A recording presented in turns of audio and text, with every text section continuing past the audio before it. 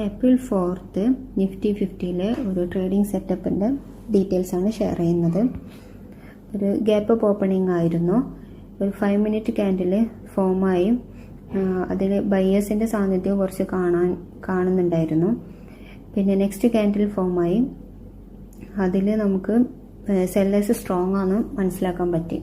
പിന്നെ Nifty 50-യുടെ കമ്പനീസിൽ most of കമ്പനീസും നെഗറ്റീവായിരുന്നു. അപ്പോൾ ഒരു സെല്ലിംഗ് സൈഡിലേക്കുള്ള ഒരു എൻട്രി തന്നെയായിരുന്നു ഞാൻ എക്സ്പെക്റ്റ് ചെയ്തിട്ടുണ്ടായിരുന്നത്.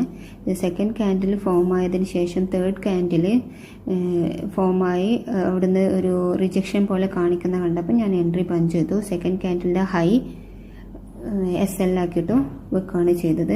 പിന്നെ ഈ ഞാൻ ടാർഗറ്റ് വെച്ച ഭാഗം പ്രീവിയസ്ലി എനിക്ക് കിട്ടിയിട്ടുള്ള ഒരു പുൾ ബാക്കും ആയിരുന്നു. പിന്നെ അത് മാത്രമല്ല ഇവിടുന്ന് റിവേഴ്സലും